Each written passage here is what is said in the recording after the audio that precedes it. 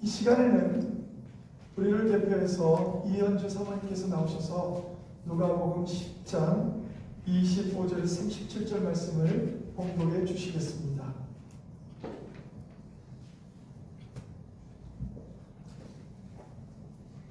어떤 율법 교사가 일어나 예수를 시험하여 이르되 선생님, 내가 무엇을 하여야 영생을 얻으리이까? 예수께서 이르시되 율법에 무엇이라 기록되었으며 내가 어떻게 읽느냐?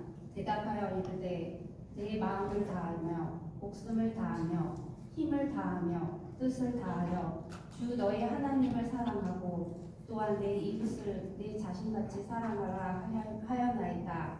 예수께서 이르시되 네 대답이 옳도다. 이를 행하라. 그러면 살리라 하시니 그 사람이 자기를 옳게 보이려고 예수께 여짜오되 그러면 내 이웃이 누구입니까?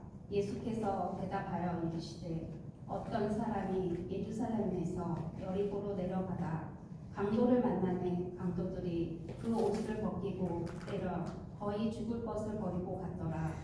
마침 한 제사장이 그 길로 내려가다가 그를 보고 피하여 지나가고 또 이와 같이 한 레위인도 그곳에 이르러 그를 보고 피하러 지나가되 어떤 사마리아 사람은 여행하는 중 거기 이르러 그를 보고 불쌍히 여겨 가까이 가서 기름과 포도주를 그 상처에 붓고 싸매고 자기 짐승을 베어 주막으로 데리고 가서 돌보아 주니라.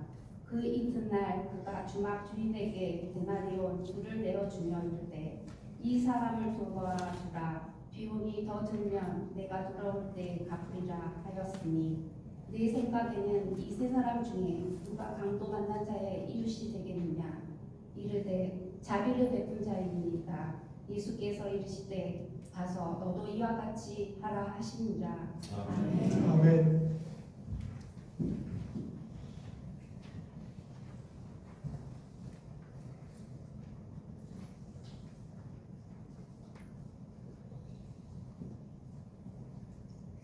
할렐루야.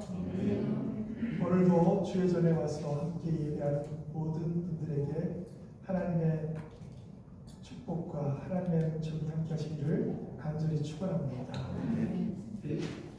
지난주에 우리는 70인 제자들이 복음을 전파한 후에 돌아와서 보고하였을 때 제자들이 기뻐하고 또 예수님도 기뻐하는 그런 이야기를 함께 나눴습니다. 오늘은 그 말씀에 이어서 오늘은 세 가지의 질문과 대답으로 누가 나의 이웃인가를 바로 알고 섬겨야 한다는 것을 오늘 성경을 말하겠습니다. 한 율법사가 예수님을 시험하여 무엇을 해야 영생을 얻게 되는가라는 영생을 얻는 방법을 묻습니다. 여기에 대해 예수님께서는 하나님과 이웃사랑이라는 율법의 가르침을 율법 교사가 직접 자기 스스로 대답함으로 인해서 확인시켜 주십니다. 여기서 율법 교사의 새로운 질문이 제기되는데 그것은 과연 나의 이웃이 누구인가? 라고 하는 것입니다. 율법 교사의 이러한 질문은 자기 자신의 선행을 과시하기 위한 의도였다. 그렇게 성경은 말하고 있습니다. 오늘 말씀을 한 절 한 절 보면서 함께 은혜를 나누고자 합니다. 누가복음 10장 25절에 보면 어떤 율법 교사가 일어나 예수를 시험하여 이르되 선생님, 내가 무엇을 하여야 영생을 얻으리까? 다시 말하면 율법 교사는 내가 무엇을 행해야 영생을 얻을 수 있겠습니까? 라고 묻는 것입니다. 저는 아직도 60년 가까이 예수를 믿고 있는데 근데도 예수님처럼 이렇게 지혜가 뛰어나지 않아서 누군가가 나를 시험하기 위해서 묻는 질문에 나도 모르게 속이 상하고 눈물이 나오고 왜 저 사람이 나한테 이럴까? 그런 생각이 들 때면 참으로 괴롭습니다. 근데 예수님은 참 성경에 나온 예수님의 모습을 보면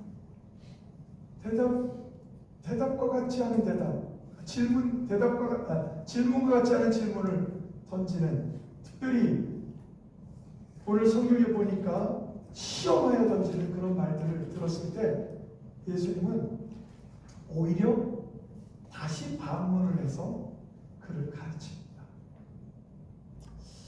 참으로 놀라운 방법이기도 합니다. 이것은 율법사가 예수님께 질문한 내용인데 이것을 자세히 보면 구원에 관한 자신의 생각이 벌써 있어서 전제되어 있어서 예수님을 곤란하게 만들려고 이 질문을 한 것입니다. 즉 율법교사는 이미 사람이 영생을 얻기 위해서 여기에 합당한 행위를 해야 한다고 그런 믿음을 가지고 있었습니다. 그에게는 행위가 바로 율법을 준수하는 것과 선한 일을 하는 것, 이 두 가지를 말하는 것이었습니다. 어쩌면 요즘 교회 다니는 우리들은 이와 같은 말씀을 지키고 선을 행하는 것이 그것을 통해서 우리는 구원받는 것처럼 살아가는 이들도 있습니다. 나는 이만큼 헌신했으니, 나는 이만큼 사람들에게 잘했으니 나는 천국에 갈 것이다. 구원은 우리의 행위를 통해서 절대로 얻을 수 없습니다. 오직 믿음으로 우리는 구원을 얻는다고 성경은 말하고 있습니다. 좀 행동이 부족해도 괜찮습니다. 실수를 많이 하는 분들도 계시죠. 그러나 구원은 오직 믿음으로 받습니다. 그렇다고 믿음으로 구원받은 성도들이 하나님의 말씀을 지키는 것과 선을 행하는 것을 지키지 않아도 된다는 말은 아닙니다. 오히려 믿음으로 구원받은 성도들은 당연히 하나님의 말씀을 지키고 선을 행하며 살아간다는 것입니다. 그러니까 내가 진짜 믿음이 있는지 없는지 나를 바라보려면 내가 정말 하나님의 말씀을 지키며 살아가는가? 아니면 내가 선한 행위를 하고 있는가? 이것을 보면 됩니다. 많은 사람들은 선한 행위를 하는 것에 대해서 굉장히 부담스러워합니다. 특히 어려움에 처했을 땐 더더욱 그렇습니다. 누가복음 10장 26절 말씀을 보면 예수께서 이르시되 율법에 무엇이라 기록되었으며 내가 어떻게 읽느냐? 그러니까 너는 어떻게 알고 있느냐? 너는 어떻게 읽고 알고 있느냐라는 물음입니다. 이 구절은 예수님의 반문입니다. 율법사의 질문에 직접적으로 대답을 하는 것 대신에 반문을 통해서 그의 의도를 적나라하게 보여주고자 하는 것이었습니다.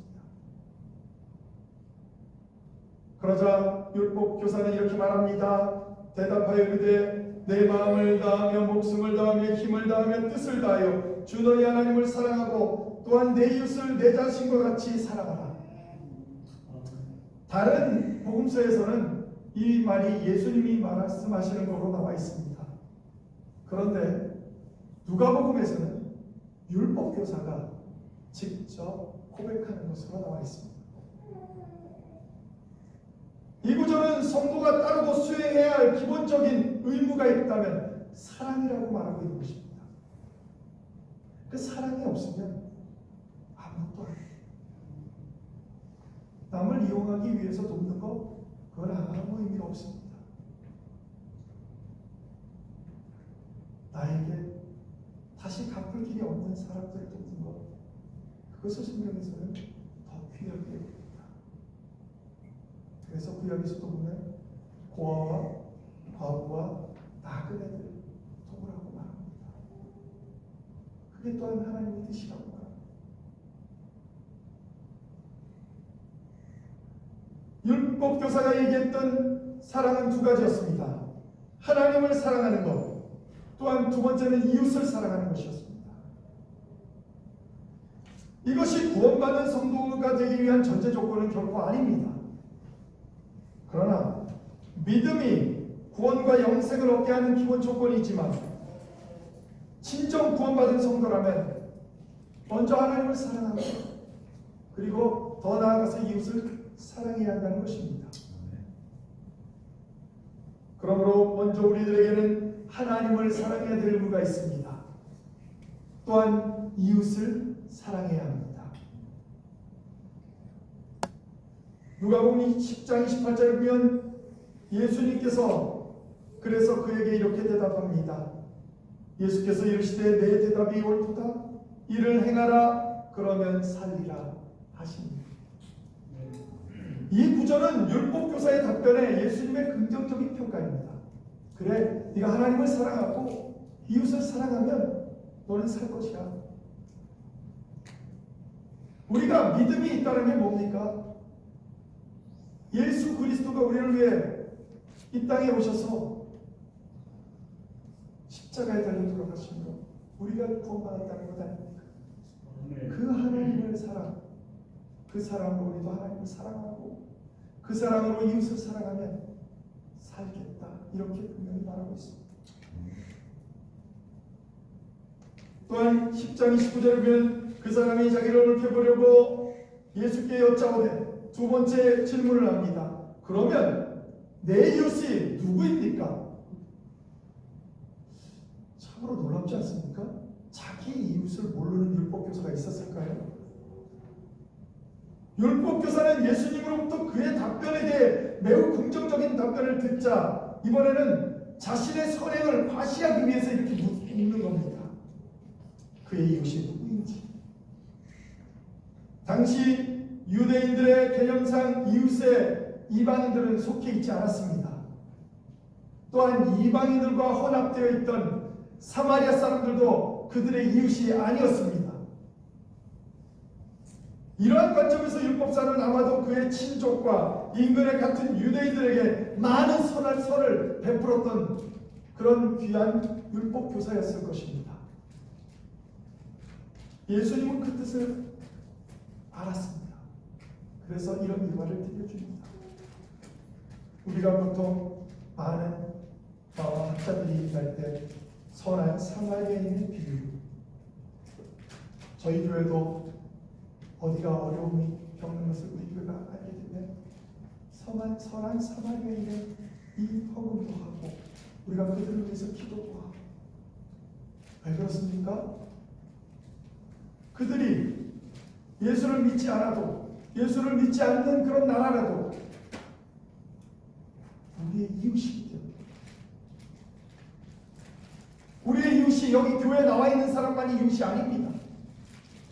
물론 성경에는 교회에 함께 신앙생활하는 사람들에게 먼저 잘하라고 얘기되어 있습니다.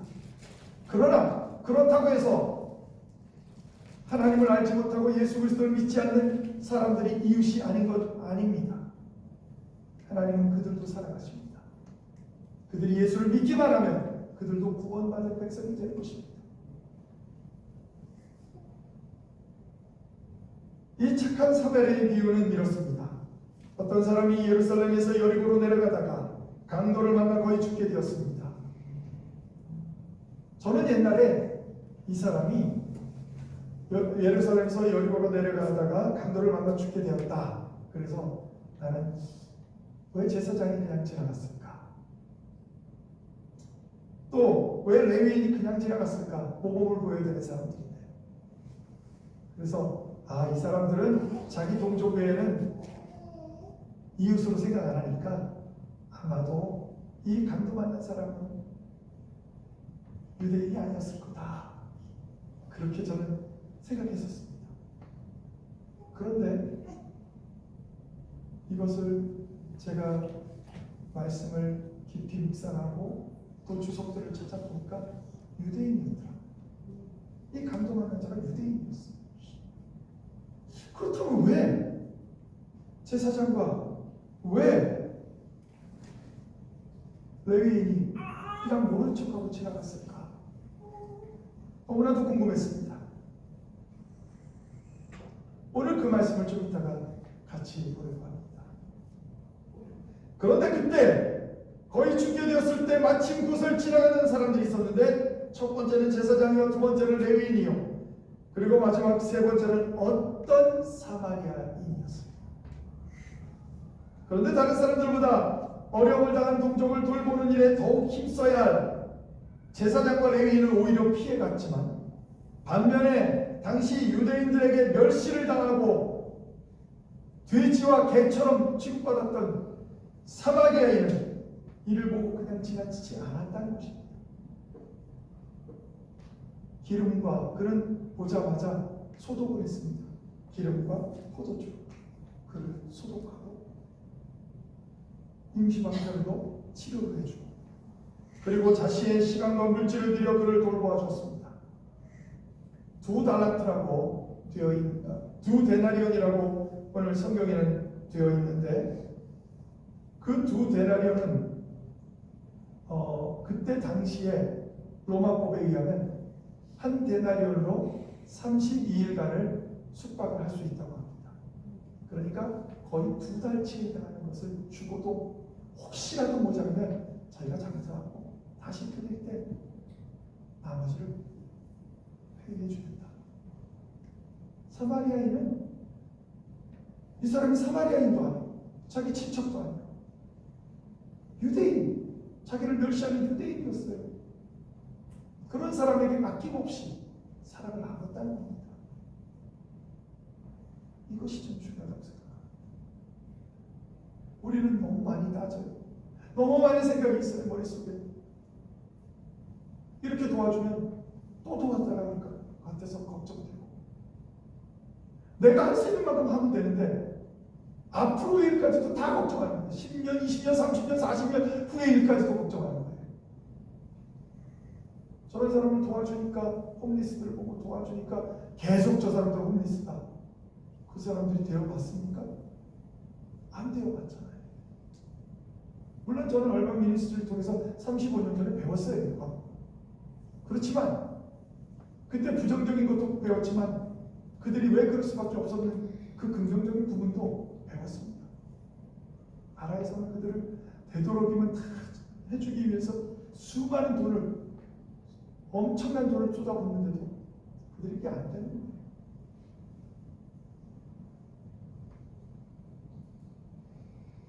중요한 건 우리가 해야 될 일을 해야 된다는 거예요.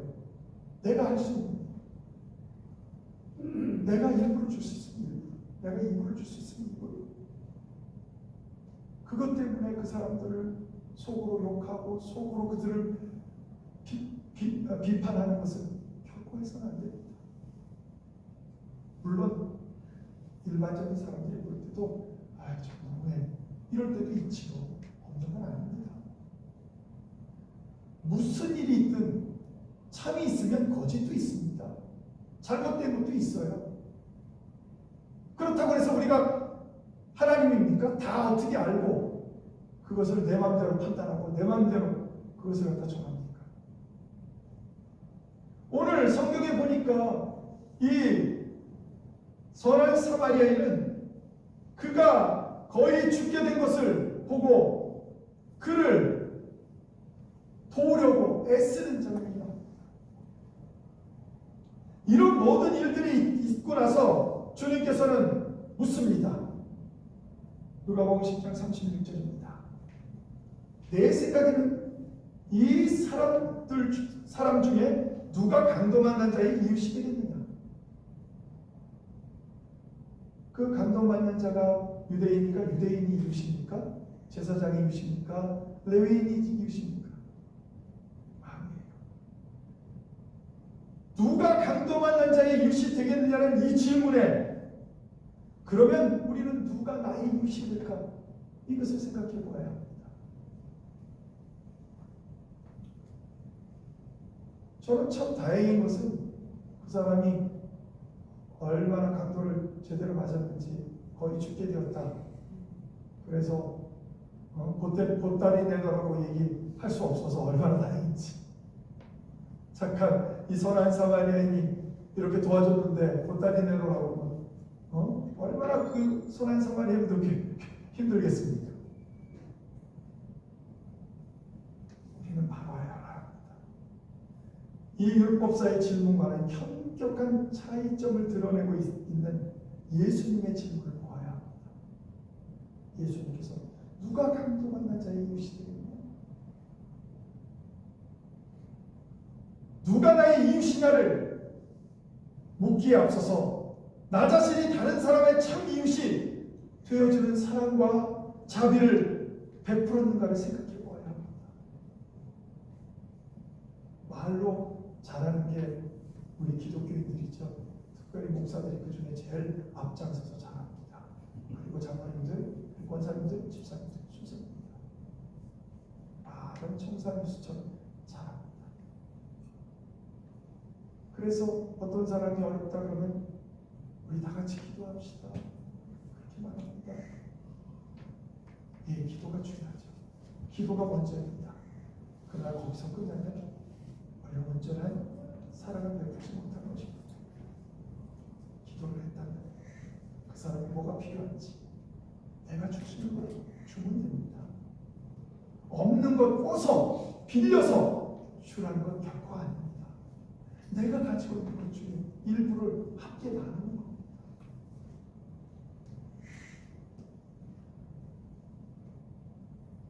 마지막 율법사가 대답합니다. 누가복음 10장 37절입니다. 이르되 자비를 베푼 자니이다. 예수께서 이르시되 가서 너도 이와 같이 하라 하십니다. 이게 무슨 말씀입니까? 율법사의 답변인데 율법사는 사마리아인이라고 얘기를 했어야 되는데 그는 그것을 담기 싫었습니다. 왜? 자기 이웃이 아니거든요. 아직까지. 그래서 뭐라고 얘기했습니까? 자비를 베푸니니 사마리아인입니다라고 얘기했어야 되는데 그 말을 못한 이유는 아직도 그 속에는 사마리아인은 내 이웃이 아니야. 이런 생각을 갖고 있었던 거예요. 그러니까 예수님께서 뭐라고 하셔요? 예수께서 이르시되 가서 너도 이와 같이 하라. 그를 이웃으로 생각하지 않는 것이 아니라 그를 이웃으로 생각하고 도우라. 이렇게 말하는 것 아닙니까?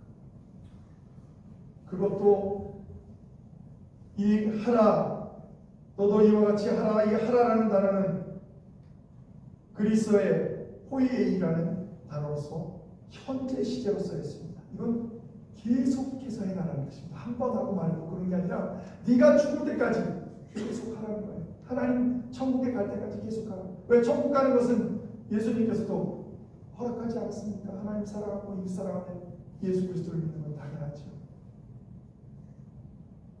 그래서 여러 율법 교사들이 예수님을 따르기 시작했던 거예요. 여러분 성경 통해서 우리가 보게 됩니다. 예수님께서는 이웃의 개념을 묻는 율법사에게 참 이웃의 개념을 깨닫게 하셨고 그에 바탕한 지속적인 이웃의 사랑을까지 요구하십니다. 지금도 주님은 우리에게 지금 요구하고 계십니다. 내 눈에 보이는 사람들 지적하지 말고 비판하지 말고 어떻게 도울 것인가? 어떻게 그들을 위해서 살아갈 것인가? 이런 삶이 아니라면 교회는 교회답지 못한 교회가 될 것입니다. 세상 사람들이 그래서 교회를 걱정하는 겁니다.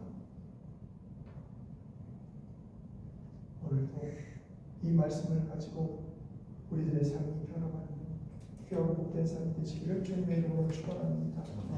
기도하시겠습니다.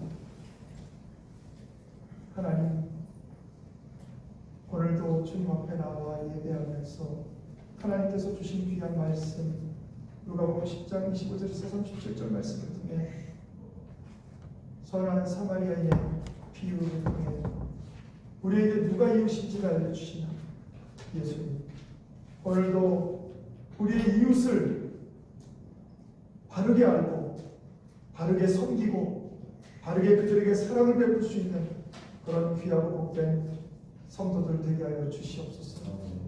예수 그리스도의 이름으로 간절히 기도합니다. 아멘.